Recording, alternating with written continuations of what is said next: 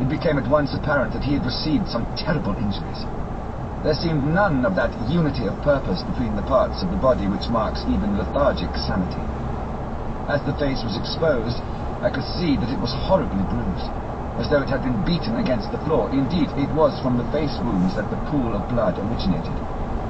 The attendant, who was kneeling beside the body, said to me as we turned him over, "I think, sir, his back is broken.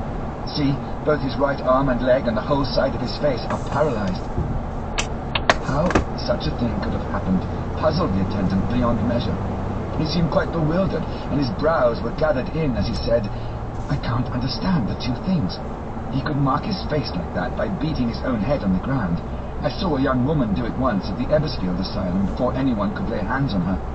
And I suppose he might have broke his back by falling out of bed if he got in an awkward kink. But for the life of me, I can't imagine how the two things occurred. If his back was broke, he couldn't beat his head. And if his face was like that before the fall out of bed, there would be marks of it." I said to him, "Go to Dr. Van Helsing and ask him to kindly come here at once.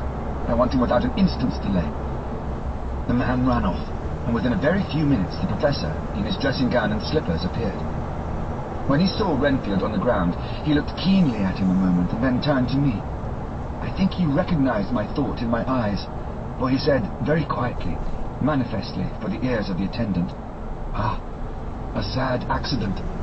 He will need very careful watching and much attention. I shall stay with you myself, but I shall first dress myself. If you will remain, I shall in a few minutes join you." The patient was now breathing stertorously, and it was easy to see that he had suffered some terrible injury. Van Helsing returned with extraordinary celerity, bearing with him a surgical case. He had evidently been thinking and had made his mind up, for almost before he looked at the patient, he whispered to me, "Send the attendant away. We must be alone with him when he becomes conscious after the operation." So I said, "I think that will do now, Simmons. We have done all that we can at present. You had better go your round, and Dr. Van Helsing will operate. Let me know instantly if there be anything unusual anywhere." The man withdrew, and we went into a strict examination of the patient. The wounds of the face were superficial. The real injury was a depressed fracture of the skull, extending right up through the motor area.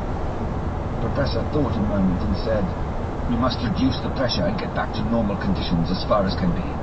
The rapidity of the suffusion shows the terrible nature of his injury. The whole motor area seems affected. The suffusion of the brain will increase quickly, so we must trephine at once, or it may be too late." As he was speaking,